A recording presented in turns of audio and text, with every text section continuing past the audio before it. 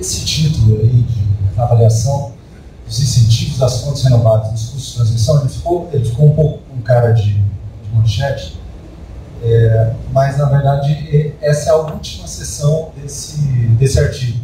O artigo, na verdade, ele é muito mais geral no sentido de avaliar a forma como a tarifação de uso de transmissão é feita no Brasil.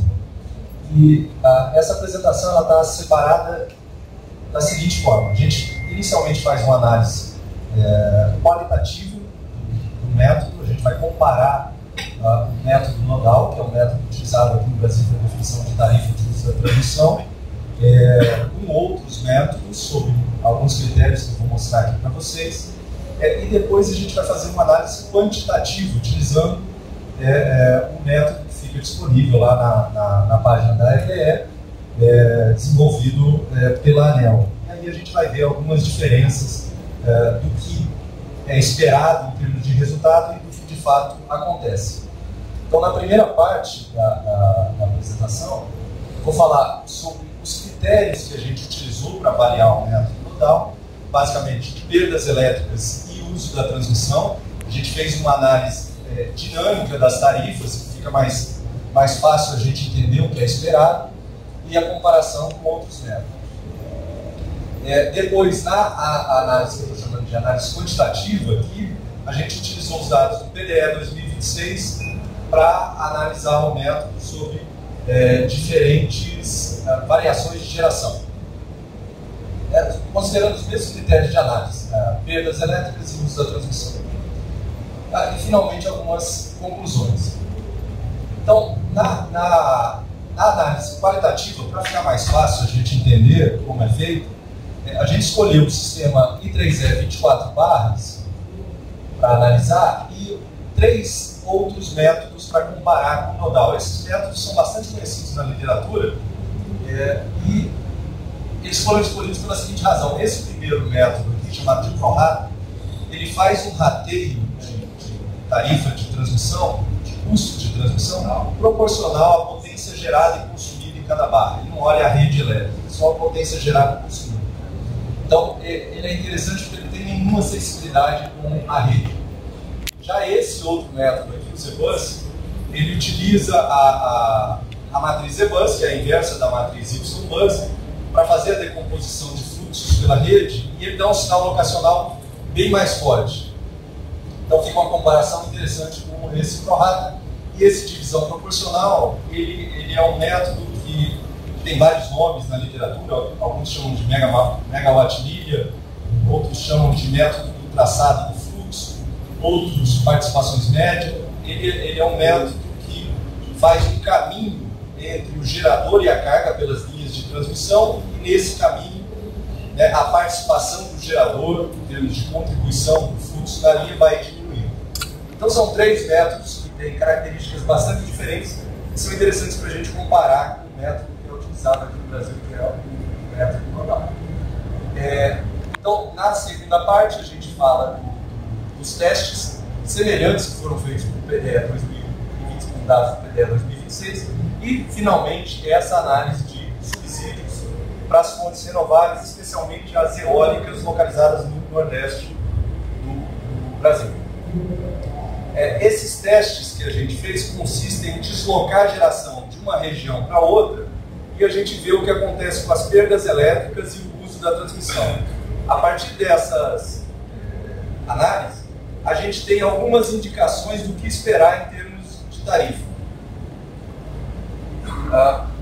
Por exemplo, vamos pegar aqui o sistema I3E 24 barras, que tem essas duas áreas aqui. Essa área aqui tem mais geração, é uma concentração maior de geração em relação às cargas, e aqui tem mais carga do que geração.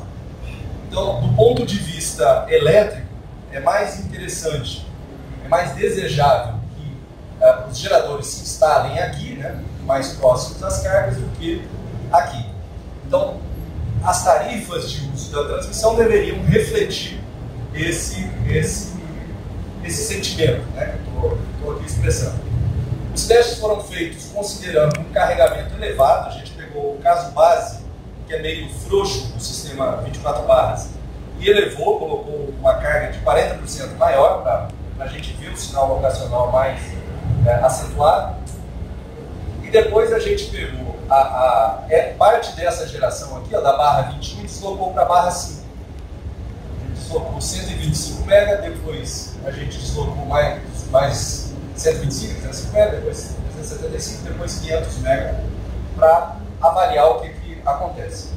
Então, em termos de resultados, essas são as tarifas locacionais de todos os métodos que eu apresentei para vocês anteriormente. Uma contribuição desse trabalho, esqueci de falar, é que a gente colocou todos os métodos na mesma base do método nodal. O método nodal que a gente usa no Brasil, ele tem duas tarifas. Uma locacional, que sinaliza a localização do agente na rede, e uma parcela selo para fazer o ajuste de conta e fechar a receita anual permitida da transmissão. Então a gente criou uma sensibilidade locacional e uma tarifa selo para todos os métodos. O que a gente está fazendo aqui, ó, é comparar a locacional. Tá? E aí eu destacaria em vermelho e amarelo, talvez vocês não estão conseguindo ver, porque a letra está pequena, são os métodos nodal e ZBus, com um sinal locacional mais intenso, ao contrário do que se imaginava que acontecia com o método nodal. Ele, de fato, ele tem um sinal locacional razoável. O que faz o sinal locacional ser mais ou menos forte, no fundo, é o carregamento do sistema. Quanto mais carregado, mais congestionado o sistema, mais forte é o sinal locacional. Quando a gente analisa os deslocamentos, ó, aí eu vou focar só nas barras 5 e 21, que são aquelas que a gente fez no deslocamento de geração. Na barra 5, né, que fica próximo daquela região lá cheia de cargas, é esperado que as tarifas sejam negativas, né, para todas as barras. Aqui destaca de novo em vermelho e amarelo nodal e ZBus. E na barra 21 as tarifas têm que ser maiores conforme esperado. Na medida que a gente vai fazendo o deslocamento, ó, os resultados vão aparecendo de maneira mais clara do que se espera em termos locacionais. Ó. O ZBus e o nodal têm ainda uma sinalização locacional adequada. Essa linha que vocês estão vendo aqui em cima é a trajetória das perdas elétricas quando a gente faz o deslocamento, né, elas vão diminuindo, até que chega um ponto que elas começam a aumentar e os métodos finalmente começam a equilibrar as tarifas. Mas a gente vê, a partir desse resultado e do uso da transmissão, que tem uma trajetória parecida, essa aqui é o uso do sistema de transmissão, a gente vê que o nodal, ele parece, o nodal na forma mais básica, essencial, ele parece dar uma sinalização adequada. Né? Então, até aqui, tudo bem.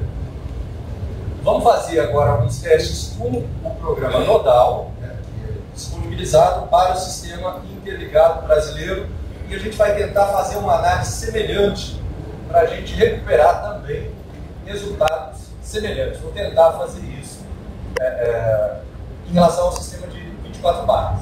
A gente pegou os dados do PDE 2026 e deslocou parte da geração aqui do Nordeste. Imagina lá os geradores eólicos do Nordeste, parte da capacidade de geração do Nordeste a gente jogou para o Sudeste.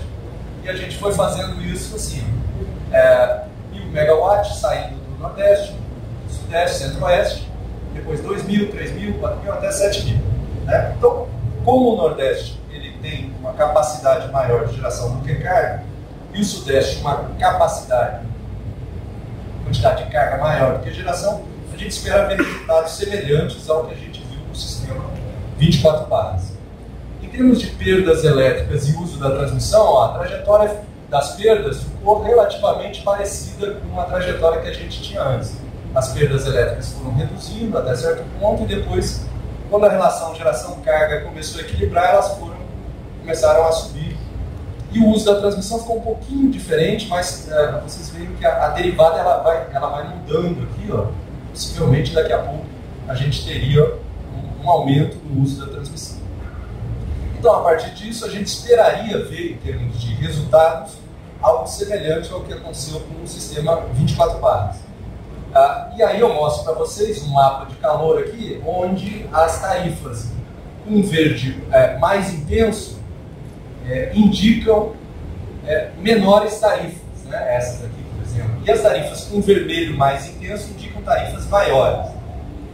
E a gente começa a perceber que não está acontecendo exatamente o que a gente esperava, né? As tarifas aqui na região sudeste e centro-oeste, elas ficaram relativamente, ou aparentemente relativamente maiores do que as tarifas dos geradores aqui no Nordeste, né? Quando a gente olha mais de perto esses resultados, a gente vê que de fato não está acontecendo o que a gente esperava, né? Organizando esses resultados por percentis em cada um dos subsistemas, a gente vê aqui, ó, pegando o primeiro, que a tarifa do Nordeste é relativamente menor, um pouquinho menor que a tarifa média lá do Sudeste e Centro-Oeste, e esses resultados a gente vai ver em todos os deslocamentos de geração.